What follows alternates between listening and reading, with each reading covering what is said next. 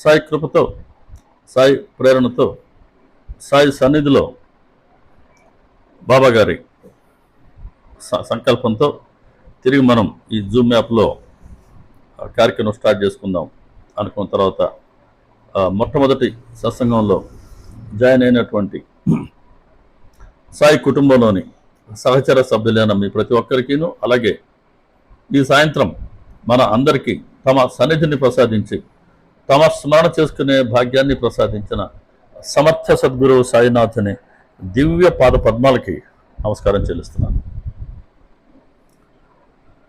చాలా సంతోషం. చాలా రోజులైంది మనం జూమ్ యాప్లో కూడా సత్సంగాలు చేసుకొని, ఇంచుమించు నాకు తెలిసి 9 months 10 months ఇంకా ముందు కూడా ఉండొచ్చు. మనం లాస్ట్ టైం జనవరిలోన కలిసింది. మనం జనవరిలోన సత్సంగం చేసుకుంది రమాదేవి వాళ్ళ ఇంట్లో. జనవరి ఫిబ్రవరిలోనా మార్చిలోనా? ఓకే, సరే.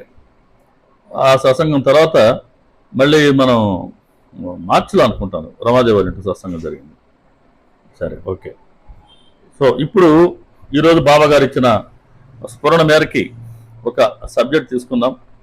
దాన్ని మనం విశ్లేషించుకునే ప్రయత్నం చేద్దాం.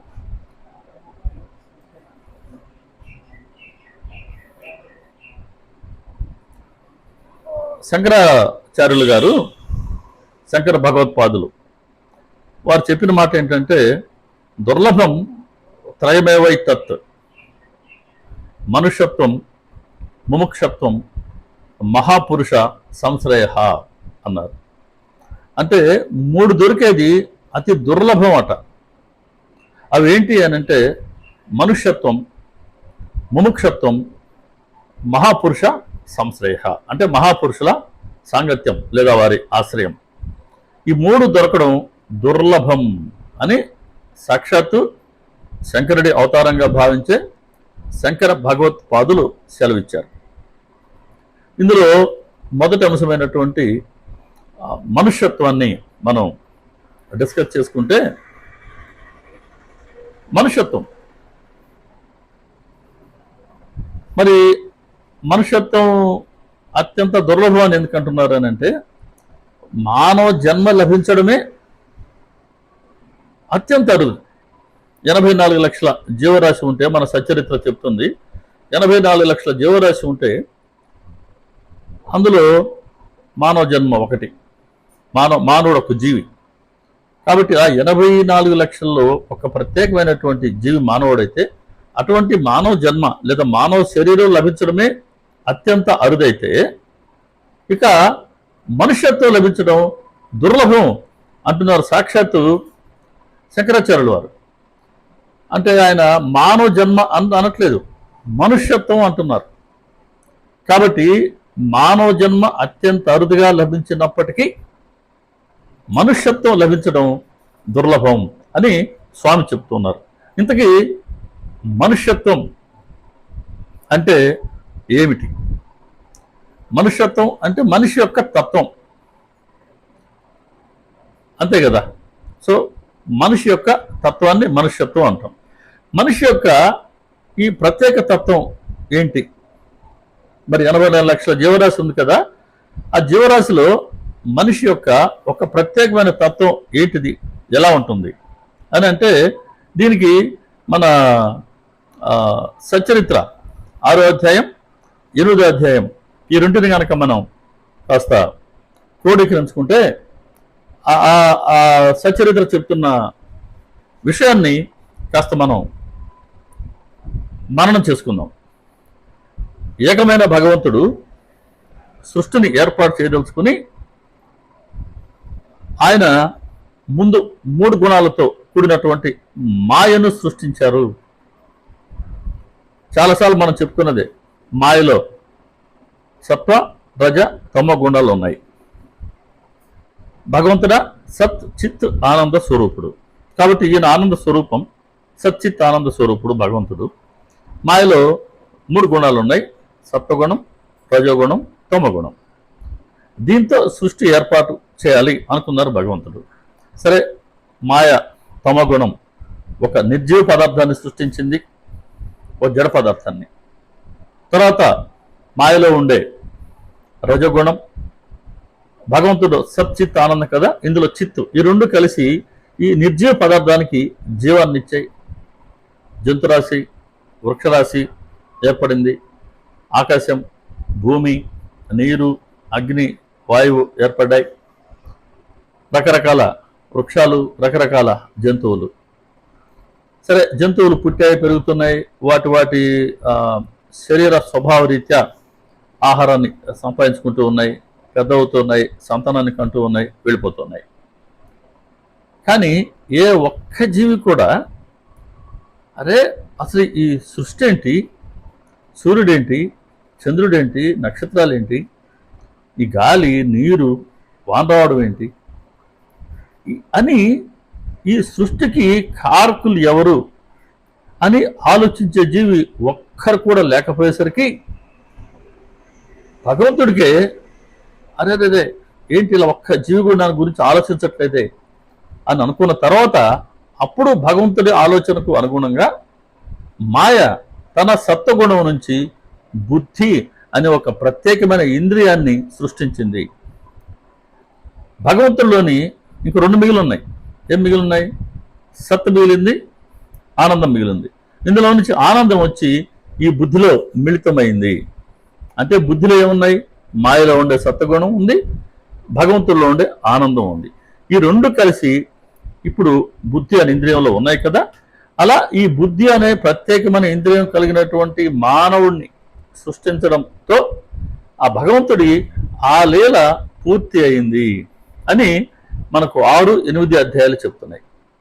ఇప్పుడు భగవంతుడు ఎందు నిమిత్తం ఈ మనిషికి ప్రత్యేకమైన బుద్ధినిచ్చాడు అని అంటే, ఆ బుద్ధి ఒక విచక్షణ శక్తి ఉండేది, ఆలోచించగలిగేది, గ్రహించగలిగేది, అర్థం చేసుకోగలిగేది. అసలు ఈ సృష్టి ఏంటి, ఈ సృష్టికి మూలకారకులు ఎవరు, ఎవరి ద్వారా ఇది నడవబడుతుంది అని ఆ భగవంతుడి తత్వాన్ని గ్రహించి అర్థం చేసుకుని భగవంతుడి లీలలు అవలోకించి తను ఆనందాన్ని పొందుతూ చివరికి భగవంతుడి దర్శనం చేసుకుంటాడు అని. అలా ఈ భగవంతుడి దర్శనం చేసుకున్న జీవుడు తిరిగి భగవంతుడిలో ఐక్యమైపోవాలి. అలా తిరిగి తనలో ఐక్యమయ్యే మానవుడిని సృష్టించడంతో భగవంతుడి సృష్టి అనే లీల పూర్తయింది. ఇప్పుడు దీన్ని బట్టి మనిషి యొక్క ప్రత్యేకమైన తత్వం ఏంటి అని అంటే బుద్ధి. మనిషిలో మాత్రమే ఉంది ఈ తత్వం, బుద్ధి తత్వం. సో ఈ బుద్ధి తత్వాన్ని ఉపయోగించుకుని మానవుడు నిత్యానిత్యాల మధ్య ఉన్న తేడాను గ్రహించి, ఈ నిత్యం అనిత్యం మధ్య ఉన్న తేడాను గ్రహించడమే వివేకం అంటారు.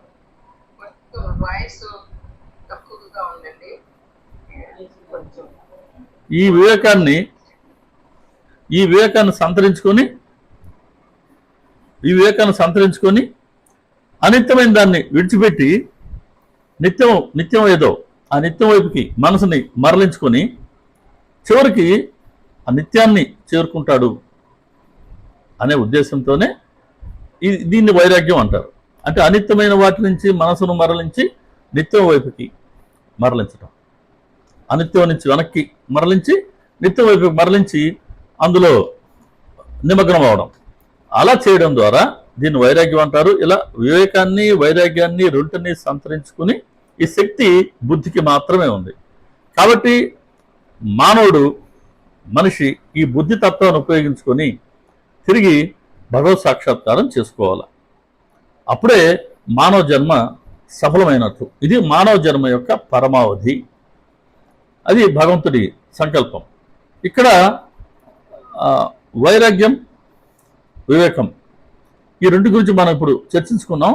వైరాగ్యాన్ని సంతరించుకున్నంత మాత్రాన దానికి వివేకం కూడా జోడి అయి తీరవలసిందే. ఎలాగైతే సచ్చరిత్ర పారాయణకి సత్సంగం జోడి అయితేనే మనం ఆ గ్రంథంలోని ఆ విషయాన్ని మనం గ్రహించగలము, అలా ఈ వైరాగ్యానికి వివేకం జోడి అయి తీరవలసిందే. ఈ రెంటిని సంతరించుకోవడమే సాధన. సాధారణంగా బుద్ధి ఆ, శరీరానికి సంబంధించినటువంటి నిశ్చయం తీసుకునేటువంటి ఇంద్రియం. శరీరంతో మనం ఏం పని చేయాలి అని నిశ్చయం తీసుకునేది బుద్ధి.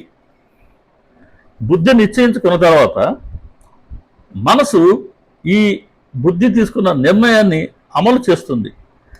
వేటి ద్వారా అమలు చేస్తుంది? ఇంద్రియాల ద్వారా అమలు చేస్తుంది. కాబట్టి ఇంద్రియాలు మనసు కంట్రోల్లో ఉంటాయి, మనసు బుద్ధి కంట్రోల్లో ఉండాలి.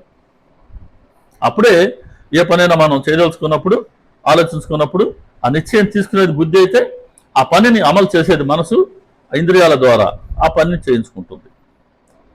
ఇప్పుడు ఈ బుద్ధి గనక మనసుని సరిగ్గా నియంత్రించి మనసు అనిత్యాన్ని విడిచిపెట్టి నిత్యమైనటువంటి భగవంతుడితో లేదా సత్పురుషులతో లేదా సద్గురువుతో లేదా సాధువులతో లేదా సద్గ్రంథంతో లేదా సద్భక్తులతో కనుక సాంగత్యం చేస్తే ఇది సద్బుద్ధి అవుతుంది. ఇదే బుద్ధి మనసుని నియంత్రించుకోలేక మనసును స్వేచ్ఛగా వదిలివేస్తే మనసు వెళ్ళి ఇంద్రియాలతోనూ, ఇంద్రియాలు వెళ్ళి విషయాలతోనూ సాంగత్యం చేస్తే అది మనిషి నైతిక పతనానికి దారితీస్తుంది. అది దుర్బుద్ధి. కాబట్టి బుద్ధిని భగవంతుడు ఇచ్చిన తర్వాత దీన్ని మనం సత్వైపుకి మరలిస్తే, భగవంతుడి వైపుగా మరలిస్తే అది సద్బుద్ధి అవుతుంది. లేదా పూర్తి ప్రాపంచిక సుఖాల వైపుకి, ప్రాపంచికత వైపుగా మరలించామా ఇది దుర్బుద్ధి అవుతుంది. సో ఇక్కడ మనం మనసుని, ఇంద్రియాలని నిగ్రహించుకోగలగాలి. ఇలా మనో నిగ్రహం, ఇంద్రియాలను నిగ్రహించుకోవడం ఇంద్రియ దమనం అంటారు. ఈ రెండుని మనం సంతరించుకోవడమే సాధన. కాబట్టి మానవుడు ఎలాగూ జన్మించిన తర్వాత ఒక రోజుకి అంతరించాల్సిందే. ఈ ఈ లోపల, ఈ ప్రయాణం లోపల వివేకాన్ని, వైరాగ్యాన్ని సంతరించుకొని మనసుని నియంత్రించుకొని ఇంద్రియాల నుంచి మనసుని వెనక్కి మరల్చుకొని దీన్ని బుద్ధికి అప్పచెప్తే బుద్ధి భగవంతుడి వైపుకి మరలిస్తే అలా మానవ జన్మని సఫలం చేసుకునే అవకాశం అయితే ఉంటుంది. దీన్ని ఎలా ఉపయోగించుకుంటాం అన్నది తిరిగి మన చేతిలోనే ఉంటుంది. ఇక్కడ మన పాత్ర కూడా వస్తుంది. ఇదే సాధన. మనిషి ఎటువైపు అంటే భగవంతుడు ఒక దరిలో ఉన్నాడు, మధ్యలో ప్రాపంచికత లేదా మాయ అనే ఒక భావసాగరం ఉంది. దానికి ఇంకోవైపు మనం ఉన్నాం, జీవుడు ఉన్నాడు, మనిషి ఉన్నాడు. మనం కనుక భగవంతుని చేరుకోవాలనంటే ఈ మాయని మనం తరించాల్సిందే, ఈ భావసాగరాన్ని మనం దాటవలసిందే. కాబట్టి ఈ భావసాగరాన్ని త్రికరణ శుద్ధిగా దాటే ప్రయత్నం చేస్తూ వివేకాన్ని, వైరాగ్యాన్ని సంతరించుకుంటూ భగవంతుడికి దగ్గరే ప్రయత్నం చేయడమే మనుష్యత్వం.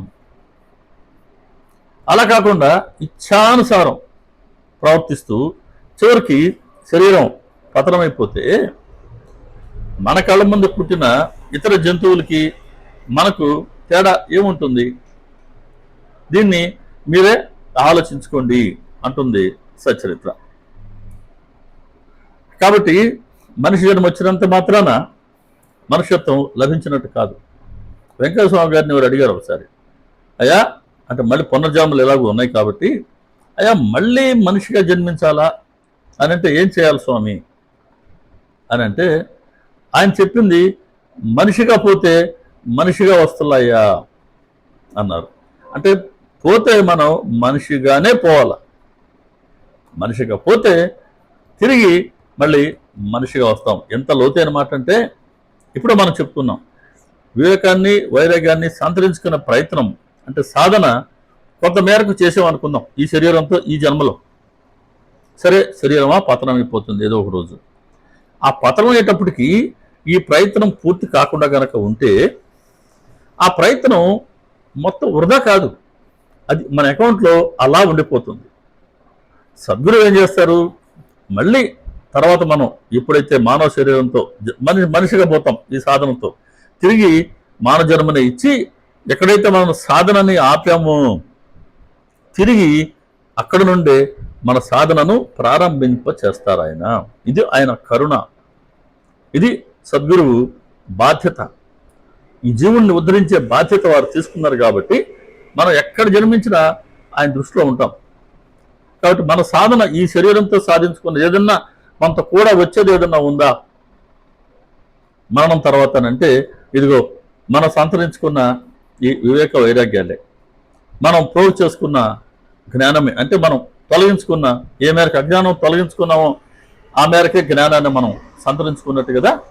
కాబట్టి మనలో ఉండే లోటుపాట్లు తెలుసుకొని ఏ మేరకైతే ప్రాపంచికతకు మనం దూరం అవుతామో ఆ మేరకే భగవంతుడికి దగ్గర కాగలం. కాబట్టి ఈ సాధన ఎక్కడైతే ఆగిందో అక్కడి నుంచే మరు జన్మలో కొనసాగబడుతుంది. అది సద్గురువు దయతో మాత్రమే అది సాధ్యమవుతుంది. అందుకని మహాపురుష సంశ్రయ అన్నాడు. మనగా మనం చేయగలిగేది కాదు అది, మనకు అంత శక్తి ఉండదు. సద్గురుతో సద్గ్రంథంతో మన కలయిక, మన పరిచయం, మన సాంగత్యం, భగవంతుడి అనుగ్రహం, సద్గురువు కరుణతో కృపతో మాత్రమే సాధ్యమవుతుంది. సచరిత చెబుతుంది, పరమేశ్వరుడి అనుగ్రహం కలగాలట ముందు. పరమేశ్వరుడి అనుగ్రహంతో ఈ జీవుడికి సద్గురువుతో కలయిక ఏర్పడి తర్వాత అతడికి ఆనందం సమృద్ధిగా దొరుకుతుంది అని చెప్తుంది సచరిత్ర. కాబట్టి ఆనందం సమృద్ధిగా దొరకాలా అని అంటే అది సద్గురు ద్వారా మాత్రమే సాధ్యమవుతుంది. సద్గురు ప్రాప్తి ఎలా లభిస్తుంది అని అంటే దానికి మళ్ళీ భగవంతుడి అనుగ్రహం ఉండాల. కారణం ఏంటి? భగవంతుడే సద్గురుగా అవతరించారు కాబట్టి. మన బాబాగారే మనం ఎన్నిసార్లు చెప్పుకున్నాం. అందుకే మనం గురు సాక్షాత్ పరబ్రహ్మ తస్మై శ్రీ గురవే నమః అని మనం భగవంతుని వేరుగా గురువుని వేరుగా చూడం. దీన్నే అనన్య భక్తి, అభేద భక్తి అని అంటారు. అభేద భక్తి, గురువు వేరు కాదు, భగవంతుడు వేరు కాదు, ఇద్దరు ఒకరే. కాబట్టి భగవంతుడే బాబాగారిగా ఆ శరీరంతో అవతరించారు. అవతరించి ఇదిగో మనలాంటి వాళ్ళందరికీ ఆయన మార్గాన్ని చూపిస్తున్నారు, మనలో ఉండే లోటుపాట్లు సరిచేస్తున్నారు, మనకు శుభ్రమైన మార్గం మీద నడిపించి ఆ మార్గంలో మనల్ని క్రమక్రమంగా ఆయన నడిపిస్తూ ఉన్నారు. అలా చివరికి గమ్యానికి చేర్చుతారు భగవంతుడు. కాబట్టి సత్పురుష సంశ్రయ. కాబట్టి మనం భవసాగరంలో ఒక దరిలో ఉన్నాం అనుకున్నాం, ఆయన ఇంకో దరిలో ఉన్నారు. ఈ సాగరాన్ని మనకు దాటడానికి ముందే చెప్పుకున్నట్టుగా ఏది నిత్యమో ఏది అనిత్యమో సద్గురువే తెలియచేయాలి. అనిత్యాన్ని విడిచిపెట్టి నిత్యాన్ని మనం పట్టుకోగలిగినంత ఆ శక్తిని గురువు ద్వారానే మనం పొందగలగాలి. కాబట్టి గురు మార్గంలో గురు కృపాహి కేవలం అని చెప్పుకుంటుంటాం. కాబట్టి ఆ గురు కృపను పొందడమే గురు మార్గంలో సాధన. ఎప్పుడైతే గురువు ఇది నిత్యం ఇది అనిత్యం అని మనసుకి స్పష్టత రప్పిస్తారో, అందరికీ రప్పించాలని లేదు, అందులో కూడా మళ్ళీ మన సేవని, మన భావాన్ని, మన శ్రద్ధని, భక్తిని, ప్రేమని వీటన్నిటిని గమనించి ఎవరికి ఏ సాధన నియమించాలో ఆ సాధన నియమించి అలా క్రమక్రమంగా, ఇదేమి ఒక్కసారిగా విమానంలాగా అట్లా ఉండదు, క్రమక్రమంగా ఒక్కొక్క మెట్టు బాబాగారు మనల్ని ఎక్కిస్తూ చివరికి దరికి చేర్చుకున్న ప్రయత్నం ఆయన నిరంతరాయంగా చేస్తూనే ఉంటారు. కానీ మనమే సాధారణంగా మనకుండేటువంటి సహజమైనటువంటి ప్రాపంచికత కారణంగా ఆయన స్మరణకు దూరం అవుతూ ఉంటాం. ఆయన మనం దూరంగా నెట్టారు, కానీ మనమే ఆయన స్మరణకి దూరం అవుతూ ఉంటాం. దూరం అవుతున్నా కూడా జాగ్రత్తగా గమనించండి, బాబాగారు మనం విడిచిపెట్టట్లేదు. 19వ అధ్యాయంలో రాధాబాయి దేశ్ముఖ్తో బాబాగారు చెప్పింది కూడా, చిన్నవాడైన నన్ను మా గురువు ప్రేమగా పెంచి పెద్ద చేశారు, నన్ను ఎప్పుడు తమరి పాదముల వద్దే ఉంచుకునేవారు. ఒక్కొక్కప్పుడు సప్త సముద్రాలకు అవతల ఉంచినప్పటికీ తమ కృపా దృష్టికి మాత్రం నన్ను ఎప్పుడు ఆయన దూరం చేయలేదు అని అన్నారు. సప్త సముద్రాలు ఎక్కడున్నాయి? సప్త సముద్రాలు మనలో ఉండే అడ్డుగోడలే. కామం, క్రోధం, లోభం, మోహం, మదం, మత్సరం 6, అహంకారం 7. ఇవే 7 సప్త సముద్రాలు. కాబట్టి ఈ సప్త సముద్రాలకి నువ్వు ఆవల ఉన్నప్పటికీ నేను నిన్ను నా కృపా దృష్టితో రక్షించుకుంటా. ఎంత ప్రేమ ఉంటే, ఎంత కరుణ ఉంటే, ఎంత దయ ఉంటే మనం ఆయన స్మరణకి దూరమైనప్పటికీ ఆయన విడిచిపెట్టట్లేదు. తిరిగి ఎలాగోలా మనం ఆయన స్మరణలోకి వచ్చేటట్టుగా మనల్ని ఆయన లాక్కుచ్చుకుంటూ ఉన్నారు. తిరిగి మనల్ని దారిలో పెడుతూ ఉన్నారు. ఆయన స్మరణ మనం చేస్తూ ఉంటే వారికి ఏమన్నా ప్రయోజనమా? కాదు. మనం వారి స్మరణలో ఉంటే ఏంటి మనకు వనగూరే ప్రయోజనం అని అంటే 3వ అధ్యాయంలో రోహిల్ల విషయంలో బాబా చెప్పినట్టుగా రోహిల్ల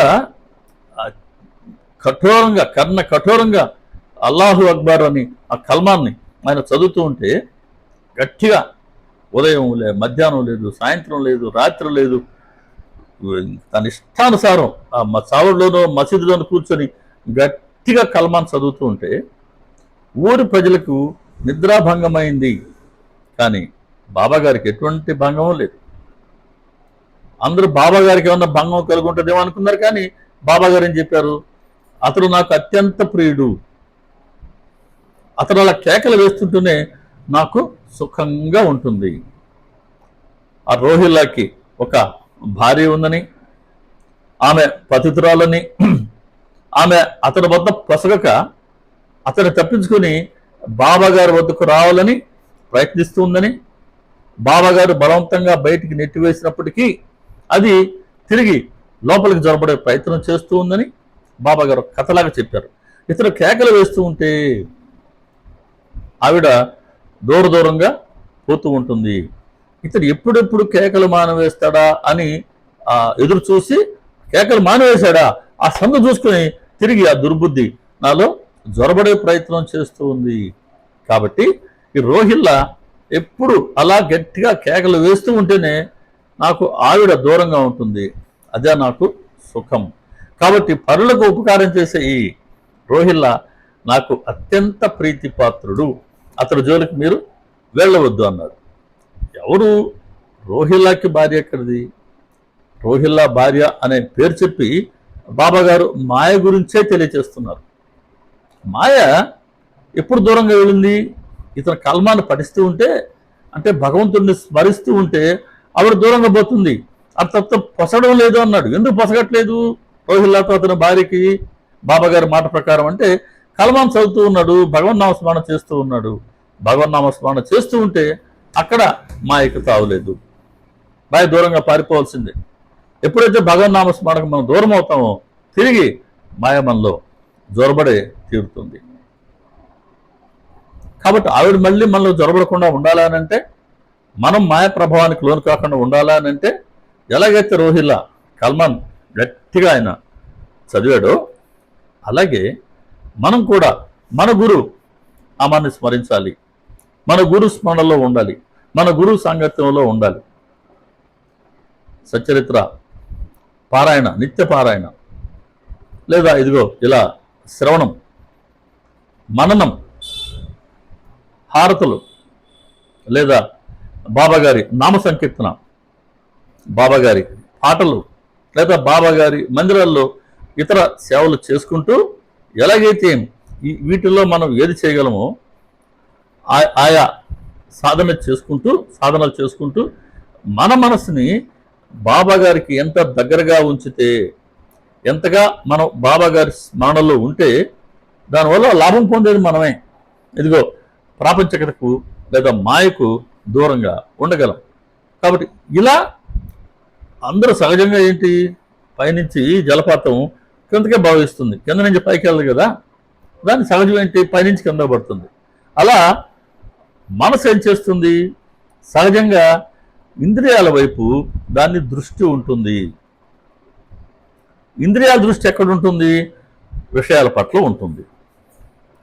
ఈ జ్ఞానేంద్రియాలు శబ్దము, స్పర్శ, రూపం, రసం, వాసన తెలిపేవన్నీ కూడా ఆయా విషయాల పట్లే వాటి దృష్టి ఉంటుంది. ఎప్పుడెప్పుడు ఆ విషయాల్ని ఆ ఆ, గ్రహిద్దామా, ఆ విషయ సుఖాలు అనుభవిద్దామా అని ఎదురు చూస్తూ ఉంటాయి. మనసు కూడా వాటి కారణంగా, వాటితో తనకున్నటువంటి ఆసక్తి కారణంగా ఇంద్రియాలు విషయాల పట్లే మనసు ఎప్పుడు కూడా ఉంటూ ఉంటుంది.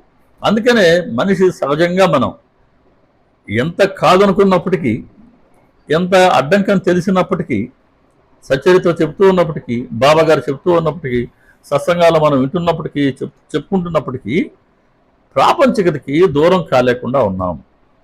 మనలో ఆ గృహస్థు బాధ్యత మనం ఇక్కడ కట్టడి చేస్తూ ఉంది.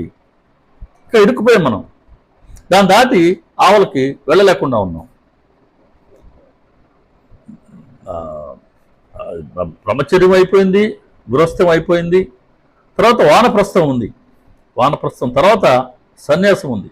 సన్యాసంతోనే భగవంతు దర్శనం కావాలి. ఇది మనకు సంవత్సరాలకు ఇచ్చినటువంటి మెట్లు, ఈ సోపాన క్రమం ఇది.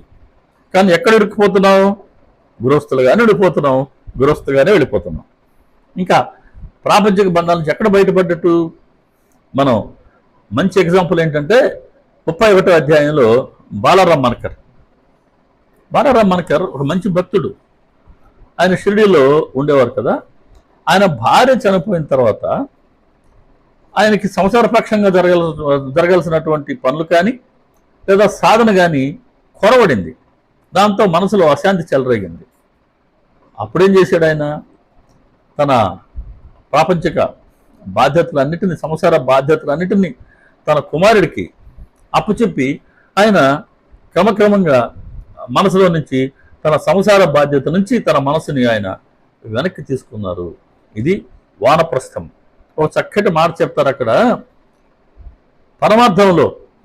పరమార్థానికి అడ్డు తగిలే లేదా మోక్ష ద్వారానికి అడ్డు తగిలే పరుల సేవ అనే మోహమాలను అతడు కుమారుడి మెడలో వేసి మాన్కర్ దాని నుంచి బయటపడ్డాడు. కాబట్టి పరమార్థంలో వెళ్ళాలి, నిత్యం వైపుకి వెళ్ళాలి, భగవంతుడు సద్గురు వైపు మనసు వెళ్ళాలి, వారికి కాస్త దగ్గర కావాలనుకుంటే ఈ ప్రాపంచికత మనకు ఖచ్చితంగా అడ్డంకే. అందుకే వానప్రస్థం అనింది మన హిందూ మతం. ఒక వయసు 60 ఏళ్ళు వచ్చిన తర్వాత లేదా 62 సంవత్సరాలు వచ్చిన తర్వాత అప్పటికి పిల్లలు సెటిల్ అయింటారు. కాబట్టి బాధ్యతలన్నిటినీ బాలారాం మనకర్ అప్పచెప్పినట్లుగా పిల్లలకు అప్పచెప్పేసి ఇంకా వాళ్ళ జీవితం వాళ్ళు బతుకుతారులే అని అనుకుంటూ, ఎలాగైతే మనం బాబా గారిపై ఆధారపడ్డామో వాళ్ళకు కూడా చెప్పి, వాళ్ళు కూడా బాబా గారిపై ఆధారపడేటట్లు మనం వాళ్ళకి చెప్పి, వాళ్ళను కూడా ఆ మార్గంలో ప్రవేశపెట్టి, ఇక అప్పటి నుంచి ఇంటి బాధ్యతలన్నీ పిల్లలకి అప్పచెప్పేసి అక్కడ కూరుకొని పోయిన మన మనసుని క్రమంగా వెనక్కి తెచ్చుకోవడం వానప్రస్థం. ఈ వానప్రస్థం కోసం మనం ఎక్కడికో వెళ్ళనక్కర్లేదు, మన ఇంట్లోనే మనం ఉంటాం. కానీ మానసికంగా ఏ బంధాల్లో కూరుకోకుండా మనసుని జాగ్రత్తగా ఈ ప్రాపంచిక విషయాల నుంచి వెనక్కి తెచ్చుకుంటూ ఉంటాం. ఇలా ప్రాపంచిక విషయాల నుంచి వెనక్కి తేబడిన మనసుని అది భగవంతుడి వైపుకి మరలించాలా, భగవంతుడికి సమర్పించాలా, ఇలా అనిత్యం నుంచి విడిచిపెట్టి నిత్యానికి మనం అడుగు వేయడమే ముముక్షత్వం. కాబట్టి అదే ఇది దుర్లభం అన్నారు శంకరాచార్యులు. కారణం ఏంటి? 99% మంది మనం గృహస్థులుగానే వెళ్ళిపోతున్నాం. వానప్రస్థానికి ఎక్కడ మన మనసు పోతుంది? వానప్రస్థాన్ని స్వీకరించేందుకు ఎక్కడ మనం సిద్ధపడుతున్నాం? పిల్లలు వాళ్ళు సర్వీస్ చేస్తుమి, వాళ్ళ బాగోగులు చూసుకుంటుమి, వాళ్ళకి పెళ్ళిళ్ళు చేస్తుమి, వాళ్ళు సెటిల్ అవుతారు, మళ్ళీ వాళ్ళ పిల్లలకు కూడా మనమే సేవలు చేయాల్సి వస్తూ ఉందా లేదా? ఇలా చేసుకుంటూ వెళ్ళిపోతే భారతీయుడి సగటు ఆయు పరిమాణం 72 సంవత్సరాలు ఉన్నటువంటి ఈ కాలంలో అందరం చాలా మంది మనం 60 దాటినటువంటి నేపథ్యంలో ఇంకెంతకాలం మన ముందుంది ఈ శరీరంతో? మళ్ళీ ఆ కాలంలో కూడా నిద్రపోవాలి, స్నానపానాదులు ఉన్నాయి, ఇంక ఇతరత్ర చాలా ఉన్నాయి. ఇవన్నీ పోను, ఇంకెంత సమయం మిగిలి ఉంది మన దగ్గర? ఆ సమయాన్నైనా అది భగవంతుడికి లేదా బాబా గారికి అర్పించే ప్రయత్నం జరగాలి కదా. కాబట్టే ఇహలోక పరలోక సుఖాలన్నిటిని త్యజించి కేవలం భగవంతుడి సుఖాన్ని మాత్రమే కోరుకుంటూ భగవంతుని కోసం మాత్రమే జీవించేవాడు ముముక్షువు. కాబట్టి ఇంతమంది మనుషుల అనుమతి వచ్చేసింది. కోట్లాది మంది మానవులు ఉన్నాం ఈరోజు. మన ముందు కూడా కోట్లాది మంది వెళ్ళిపోయారు. ఈ కోట్లాది మంది మానవులలో ఎంతమందికి ఇలా మనుష్యత్వం వస్తుంది? ఈ బుద్ధిని సద్బుద్ధిగా మార్చుకొని భగవంతుని తెలుసుకుందాం అని ప్రయత్నం చేసేవాళ్ళు ఎంతమంది? ఆ ప్రయత్నం చేస్తూ అసలు అనిత్యం వద్దు, కేవలం మనం కోరుకోవాల్సిన భగవంతుని మాత్రమే, కాబట్టి నేను ఈ శరీరం రాలిపోయేంత వరకు భగవంతుడి కోసమే జీవిస్తా, భగవంతుడినే సేవించుకుంటా అని ఎంతమంది మనం గురువు చెప్పినట్టుగా మనం జీవించగలుగుతున్నాం? ఇలా భగవంతుడి కోసం గురువు చెప్పిన మార్గంలో గురువు చెప్పినట్లు ఆచరిస్తూ కనుక మనం జీవిస్తే ఇది ముముక్షత్వం. ఈ మనుష్యత్వం అంటే ఈ మనిషికి మనుష్యత్వాన్ని ఇచ్చి ముముక్షత్వాన్ని కలిగించి చివరికి దరికి చేర్చేవారు ఎవరు అంటే సద్గురువు. అందుకు మహాపురుష సంశ్రయ, మహాపురుషుడి ఒక సద్గురువు ఒక సత్పురుషుడి సాంగత్యం అవసరం. ఆ సాంగత్యం దొరికితేనే ఇది సాధ్యమవుతుంది. మానవ జన్మను మనం సఫలం చేసుకోగలం, సరైన మార్గంలో నడవగలం. కాబట్టి ఈ సద్గురువు లేదా మహాపురుష సంశ్రయం ఎలా లభిస్తుంది? దానికి ఏం చేయాలి మనం? బాబా గారు చెప్పారు 32వ అధ్యాయంలో, నలుగురు అడవిలో భగవంతుడిని అన్వేషించుకుంటూ తిరుగుతూ ఉన్నారు. ఒక్కొక్కరు ఒక్కొక్క మార్గంలో భగవంతుడిని దర్శించుకోవచ్చు అని చెప్తున్నారు. ఒక ఆయన మనసుని నియంత్రించుకోవాలనంటే, ఒకరు ఏది నిత్యం ఏది అనిత్యం అని తెలుసుకోవాలనంటే, ఒకరు మన కర్మలతో సత్కర్మలతో మనం ఉద్ధరించుకోవాలి అని ఒకరంటే, ఈ నాలుగో వారు అలా కాదు, శాస్త్రం ఏం చెప్పిందో ఆ ప్రకారం మనం ఆచరించాలి, ఈ మనసుని తనువుని ప్రాణాలన్నిటినీ గురువుకు సమర్పించి, సృష్టిలో ఉన్నదంతా గురువే, గురువు తప్ప మరెవరు లేరు అన్న అభేద భావంతో అభేద భక్తితో గురువుని నిష్ఠతో ఆశ్రయిస్తే ఆ గురువు యొక్క అనుగ్రహం ద్వారా మాత్రమే భగవంతుడు సాక్షాత్కారం అవుతుందని భక్తి మార్గాన్ని 4వ వారైనటువంటి బాబా గారు తెలపడం జరిగింది. సరే, ఈ 4 మార్గాలు కరెక్టే. ఈ 4 మార్గాల్లో ఏ మార్గంలో వెళ్ళినప్పటికీ చివరికి భగవత్ సాక్షాత్కారం జరిగి తీరుతుంది. ఈ ఏ మార్గంలో మనం ప్రయాణం ప్రారంభించినప్పటికీ, సాధన ప్రారంభించినప్పటికీ తక్కిన మూడు మార్గాలు కూడా ఈ మార్గంలో మనల్ని టచ్ చేస్తాయి. అంటే తప్పనిసరిగా ప్రతి ఒక్కరూ ఈ 4గింటిని కూడా సాధనలో మనం ఆచరించాల్సింది ఏదో ఒక దశలో. కానీ బాబా గారు మనకు సూచించిన మార్గం ఏంటి అని అంటే భక్తి మార్గం. ఈ నలుగురు వెతుకుతూ వెళ్తూ ఉంటే మంచి మిట్ట మధ్యాహ్నం వేళ ఒక అరణ్యంలో ఆ మార్గం బాగా దట్టమైన చెట్లు, బాగా గడ్డి ఎదిగిపోయింది, సూర్యకిరణాలు కూడా చొచ్చుకోలేనంత దట్టంగా కొమ్మలు అముకుపోయినాయి. ఆ నేపథ్యంలో అసలు మనుషులు నడిచినటువంటి అక్కడ ఆ బాటే కనబడడం లేదు, మార్గమే కనబడడం లేదు. వీళ్ళు ఎలా వచ్చారో ఎలా వెళ్ళాలో తెలియక తిరిగి ఎక్కడైతే వీళ్ళు ప్రారంభమయ్యారో అక్కడికే వచ్చారు. వీళ్ళకి పొద్దునే ఒక బంజరు కనబడతారు అక్కడ. ఆయన చెప్తారు, అడవిలో ఎలా తిరగాలో ఆ మార్గం తెలిసినటువంటి మార్గదర్శకుడు వెంట లేకుండా మీరు తిరగొద్దు అని చెప్తారు ఆయన. వీళ్ళు ఆయన మాట వినలేదు. ఇప్పుడు మళ్ళీ అదే ప్లేస్కి వచ్చినప్పుడు ఆయన మళ్ళీ చెప్పారు, నేను పొద్దునే చెప్పాను మీకు, మీరు ఎక్కడో దారి తప్పినట్టున్నారు, చిన్న పనినైనా పెద్ద పనినైనా ఇలా చెయ్యి అని చెప్పే ఒక మార్గదర్శి అవసరం ఉంది. ఎండలో మీరు ఉన్నారు, రండి కూర్చోండి, కాస్త రొట్టె తినండి, కాస్త మంచినీరు త్రాగండి అని ఆయన వీళ్ళకి ప్రేమగా చెప్తారు. ఎవరు కలిసినా భగవంతుడి అనుమతి అనుగ్రహం ఉంటేనే మన ప్రయాణంలో కలుస్తుంటారు. కాబట్టి ఆ భోజన వేళకి మిమ్మల్ని నేను భోంచేయమని చెప్తున్నాను. కాబట్టి వడ్డించిన భోజనాన్ని తిరస్కరించవద్దు, అన్నం పళ్ళ్యాన్ని మీరు త్రోసిపుచ్చవద్దు, కాబట్టి రండి కూర్చోండి అని ఆయన పొద్దున ఒకసారి చెప్పారు, తిరిగి మధ్యాహ్నం కూడా చెప్పారు భోజన సమయంలో.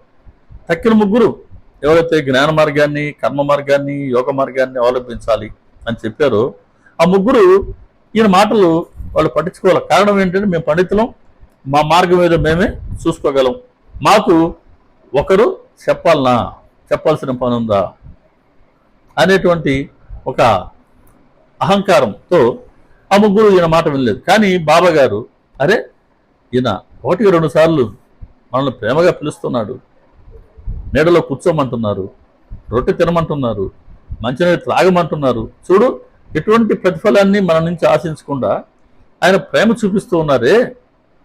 ఇటువంటి వారి మాట కనుక మనం వింటే మనం దేనికోసం వెతుకుతున్నామో దాన్ని మనం సాధించుకునేందుకు ఇది మొదటి మెట్టు అవుతుంది కదా అనుకొని అప్పుడు ఆయన వద్దకు వచ్చి ఆయన ఇచ్చిన రొట్టె తీసుకుని ఆయన ఇచ్చినటువంటి నీరు త్రాగారు.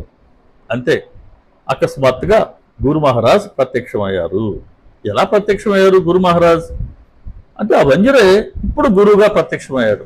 పొద్దున మధ్యాహ్నం 1-2 సార్లు ఆయన మాట్లాడుతున్నప్పుడు ఒక ఆటవికుడు లేదా ఒక వంజరి ఒక బంజారాగానే భావించారు. ఎప్పుడైతే ఆయన మాటను విందాం అని ఆయన మాట పట్ల విశ్వాసం ఉంచి ఆయన చెప్పినట్టుగా రొట్టె తిన్నాడో నీరు త్రాగాడో ఇప్పుడు ఆయన గురు మహారాజుగా ప్రత్యక్షమయ్యారు. కాబట్టి గురువు కావాల్సిందేంటి, ఆయన ఏం చెప్పారో ఆ మాటల్ని మనం గౌరవంతో శ్రద్ధతో మనం ఆచరించాలి. ఆయన చెప్పినట్టు మేము వినాలంతే. ఆయన ఎటువంటి ప్రతిఫలం కోసం చెప్పడం లేదు కదా, చెప్పేదంతా మన కోసమే కదా. కాబట్టి మనం ఆయన మాటను విని తీరాలి. ఇప్పుడు ఆయన అడిగారు ఎక్కడికి దేనికోసం ఎదుగుతున్నారు అని వీళ్ళు చెప్పాడు. ఆయన చెప్తే ఆయన చెప్పాడు, సరే నీవు నా మాట విని నాతో కనుక వస్తే నీవు దేన్నైతే ఎదుగుతున్నావో దానిని నేను వెంటనే త్వరగా చూపిస్తా, కానీ నా మాటల యందు విశ్వాసం ఉంచాలి, నేను చెప్పినట్లు ఆచరించాలి, అటువంటి వారికే వెంటనే నేను చూపిస్తాను. కాబట్టి ఆయన మాటల యందు విశ్వాసం ఉంచాలి. విశ్వాసం ఉంది అని అనుకుంటూ ఆయన చెప్పినట్లు మనం ఆచరించకపోతే అది ఎలా శ్రద్ధ అవుతుంది? బాబా గారు కోరుతున్న 2 పైసల శ్రద్ధ 1 పైసా కదా. శ్రద్ధ అంటే ఏంటి? సచ్చరిత్రలో బాబా గారు మనకేం చెప్పారో, ఎలా ప్రవర్తించమన్నారో అలా ప్రవర్తించడం. దేన్ని విడిచిపెట్టమన్నారో దాన్ని విడిచిపెట్టగలగటం, దేన్ని పట్టుకోమన్నారో దాన్ని గట్టిగా పట్టుకోగలగటం. ఇదేది చేయకుండా నాకు బాబా గారి పట్ల విశ్వాసం అంటే అది ఎలా శ్రద్ధ అవుతుంది? విశ్వాసం ఉండొచ్చు కాక బాబా గారి విశ్వాసంలో శ్రద్ధ అన్నారు. ఆయన శ్రద్ధ సబూరి అన్నారు. కాబట్టి నా మాటలందు విశ్వాసం ఉంది, మనందరికీ విశ్వాసం ఉంది. ఎక్కడ వస్తుంది సమస్య? విశ్వాసాన్ని కాస్త మనం ఆచరణ దిశగా తీసుకెళ్తే అది శ్రద్ధగా రూపుదిద్దుకుంటుంది. నా వెంట వస్తావా? నా మాట శ్రద్ధ ఉంచు, నేను చెప్పినట్లు నువ్వు వినాలన్నా. సరే వస్తానన్నారు. ఇప్పుడు తీసుకెళ్లారు ఆయన్ని. తీసుకెళ్ళి బాబా గారిని తలకిందుగా వేలాడి తీయడం, తర్వాత ఒక 6-7 గంటలు ఆయన ఎక్కడికో వెళ్ళిపోవడం, తర్వాత వచ్చి ఆయన్ని పైకి లాక్కోవడం, తర్వాత తీసుకెళ్ళి ఆయన ఆశ్రమంలో ఉంచుకోవడం. ఆ గురువు కృప ద్వారా నేను జ్ఞానాన్ని పొందాను అని బాబా గారు చెప్తారు. ఇక్కడ ఎందుకు చెప్పాల్సి వచ్చిందనంటే బాబా గారికి వాళ్ళ గురువు ఆయన వెతుక్కుంటూ వచ్చారా, లేదా వీళ్ళు గురువు దగ్గరికి వెళ్ళారా? వీళ్ళ ప్రయత్నం వీళ్ళు చేసుకుంటూ ఉంటే గురువే వీళ్ళ వద్దకు వచ్చాడు. ఇది బాబా గారి తత్వం. ఇది ఇటువంటి సద్గురువు ఎక్కడ దొరుకుతారండి? మనం ప్రయత్నించలేదు, మనం కోరుకోలేదు బాబా గారితో సాంగత్యం. మనందరి అనుభవాల్ని మనం బేరీజు వేసుకుంటే ఆయనే ఏదో ఒక మిషతో మనల్ని ఆయన వద్దకు రప్పించుకున్నారు, మనకు నమ్మకం కలిగించారు, మనకు విశ్వాసాన్ని కలిగించారు. క్రమక్రమంగా మనల్ని ఆయన వైపుకి, ఆయన ఆచరణ దిశగా నడిపించుకుంటూ ఉన్నారు. ఇందులో మన ప్రయత్నం ఏం లేదు సుమా, జాగ్రత్తగా గమనించండి. వాళ్ళ గురువు కూడా అలాగే వచ్చి గురువు తనను తానే ఆయన పరిచయం చేసుకుని తీసుకెళ్లారు.